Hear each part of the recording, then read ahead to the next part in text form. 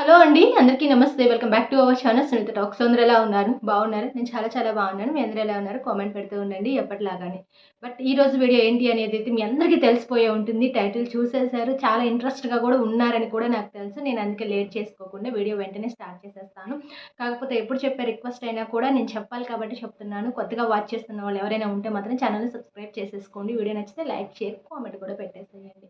Actually ఈరోజు నేను మీ అందరికీ కూడాను గాయస్ ఒక ట్రిక్ చెప్పాలి అనుకుంటున్నాను. సో అండ్ ఈ ట్రిక్ కనుక మీరు పాటించినట్లయితే డెఫినెట్లీ మీరు వద్దన్నా కూడా వాళ్ళు మిమ్మల్ని వదిలి వెళ్ళరు, మీ వెంటే పడుతూ ఉంటారనమాట. బట్ ఈ ట్రిక్ కోసం చాలామంది వెయిట్ చేస్తున్నారు కదా, సో అదేంటి రివీల్ చేసేస్తాను ఈరోజు వీడియోలో. మరి అమ్మాయిలు మిమ్మల్ని వదిలిపెట్టకుండా మీతోనే ఉండాలి, మీ వెంటే పడాలి. మీరు చా అన్నా చీ అన్నా ఏమన్నా సరే మిమ్మల్ని వదిలిపెట్టకుండా మీతో పాటే ట్రావెల్ చేయాలి అంటే మీకు కొన్ని విషయాలు తెలిసి ఉండాలి. వాటిలో ఫస్ట్ వన్ చాలా ఇంపార్టెంట్ వన్, బాగా గమనించండి. దీని గురించి కొంచెం ఆలోచించండి, ఎందుకంటే మెయిన్గా ఈ ట్రిక్ పైన ఎక్కువ డిపెండ్ అయి ఉంటుందన్నమాట. వాళ్ళతో మీరు ఎమోషనల్గా కనెక్ట్ అయ్యేలా ఉండండి ఫస్ట్.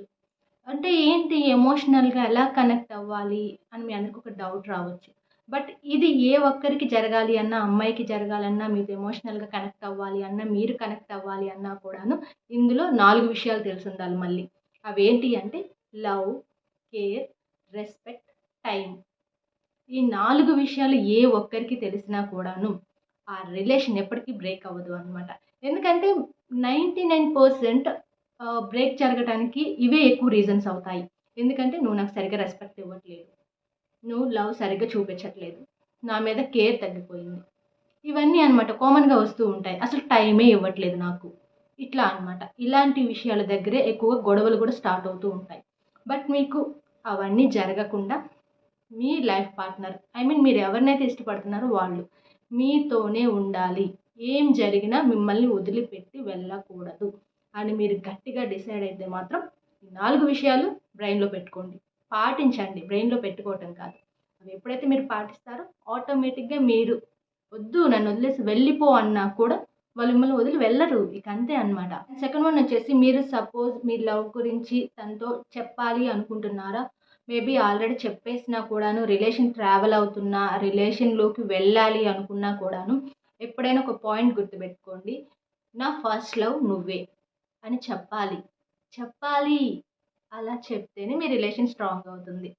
లేదు నాకు ఆల్రెడీ కొన్ని బ్రేకప్స్ జరిగాయి, నేను ఆల్రెడీ ఇంతకు ముందు ఒకరిని లవ్ చేశాను, ఇద్దరిని లవ్ చేశాను, ముగ్గురిని లవ్ చేశాను, నాకు ఇలా జరిగింది అలా జరిగింది సో అని ఇలాంటివి చెప్పారు అనుకోండి, స్టార్టింగ్లోనే ఎండ్ కార్డ్ పడిపోతుంది మీకు. ఇంకా గాయస్ గుర్తుపెట్టుకోండి, మీ గర్ల్ ఫ్రెండ్తో అది మేబీ ఫస్ట్ అయితే ఓకే, మేబీ అండ్ తర్వాత మీరు ఆల్రెడీ లవ్ ఫెయిల్యూర్ అయిపోయి మళ్ళీ ఇంకొక చాయిస్కి వెళ్తున్నా కూడాను ఐ థింక్ మీ గర్ల్ ఫ్రెండ్తో మాత్రం నా ఫస్ట్ లవ్ నువ్వే అనే చెప్పాలి. చెప్పకపోతే ఏంటంట అని మీ అందరికీ డౌట్ వస్తుందేమో. ఒకవేళ మీరు అలా చెప్పకపోతే స్టార్టింగ్ చాలా బాగుంటుంది ఓకే, బట్ కానీ ఎప్పుడైతే ఒక గొడవ ఐ థింక్ ఇష్యూ ఫామ్ అవుతుంది మీ ఇద్దరి మధ్య ఏదో ఒక విషయం దగ్గర, అలాంటప్పుడు ఈ పాయింట్ రేస్ చేసి మాట్లాడతారనమాట.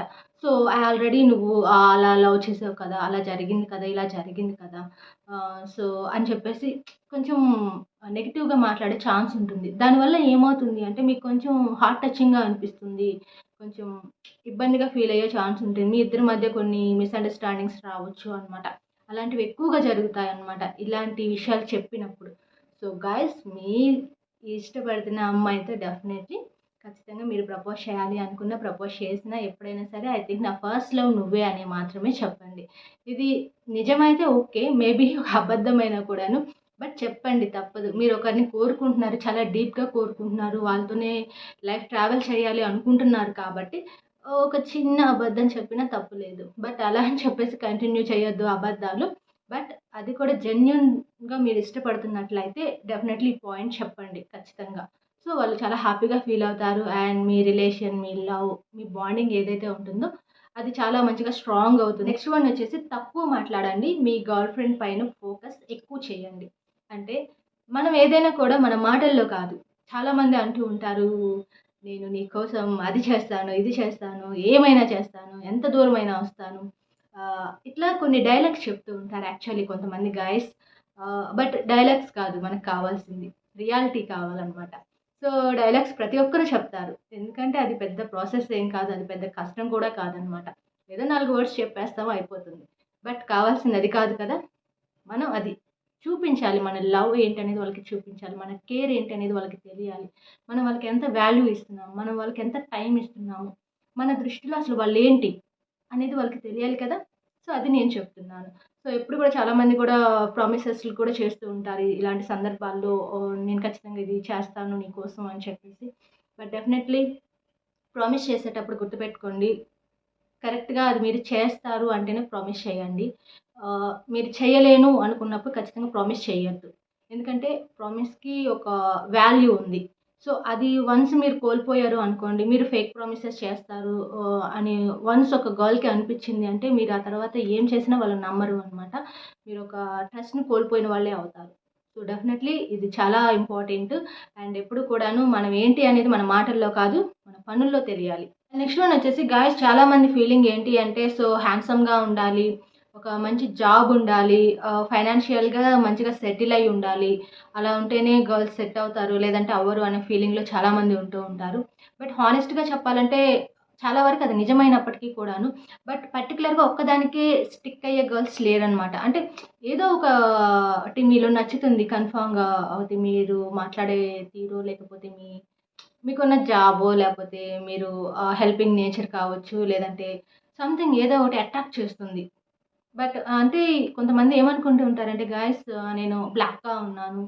నేనంత కలర్ లేను. లేకపోతే నేనంత హైట్ లేను. లేకపోతే ఇంకోటో నాకు సరైన జాబ్ లేదు. సో, అని ఇట్లా డిసప్పాయింట్ అవుతూ ఉంటారు. అసలు డిసప్పాయింట్ అవ్వొద్దు. ఎప్పుడు మన వంతు ప్రయత్నం మనం చేస్తూనే ఉండాలి. ఎప్పుడు డిసప్పాయింట్ అవ్వాలి? అసలు నువ్వు ఏది చేయకుండా ఖాళీగా కూర్చొని ఉండి ఆలోచిస్తే అప్పుడు డిసప్పాయింట్ అవ్వాలి.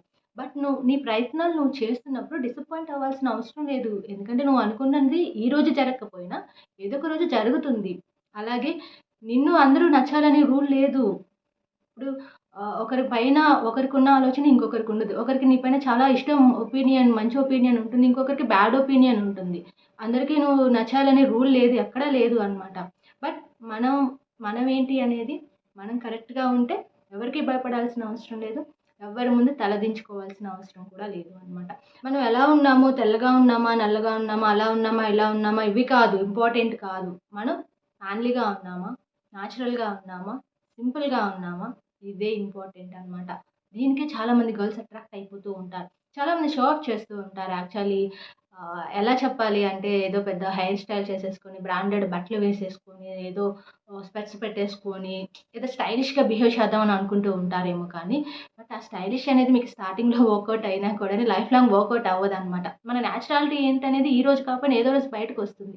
కాబట్టి నార్మల్‌గా ఉండటానికి ట్రై చేయండి. అసలు మీరేంటి, మీరెలా ఉంటారో అలానే ఉండండి. అలా ఉన్నప్పుడు మిమ్మల్ని మీరుగా నచ్చి ఎవరైతే వస్తారో వాళ్ళు లైఫ్ లాంగ్ ఉంటారు. సో, ఏవేవో చూసి అంటే ఎలా చెప్పాలి?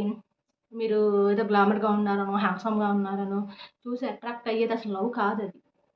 అది అట్రాక్షన్ మాత్రమే. ఆ అట్రాక్షన్ నువ్వు ఆ షో ఆఫ్ చేసినంత వరకే ఉంటుంది. ఆ తర్వాత అది ఎగిరిపోతుందనమాట. సో, అలా వద్దు. మీరెలా ఉంటారో అలానే ఉండండి. కూల్‌గా ఉండండి, న్యాచురల్‌గా ఉండండి, సింపుల్‌గా ఉండండి, హానెస్ట్‌గా ఉండండి. ఇలాంటి వాళ్ళకి అమ్మాయిలు చాలా బాగా అడిక్ట్ అవుతారు. మీరు వద్దన్నా వదిలేసి వెళ్ళరింక. అండ్ ఫైనల్‌గా ఒక ట్రిక్ ఏంటి అంటే మీరెప్పుడు మాట్లాడుతున్నా కూడాను మూడ్ ఆఫ్‌తో కావచ్చు, లేకపోతే డల్ మూడ్‌తో కావచ్చు అసలు మాట్లాడొద్దనమాట.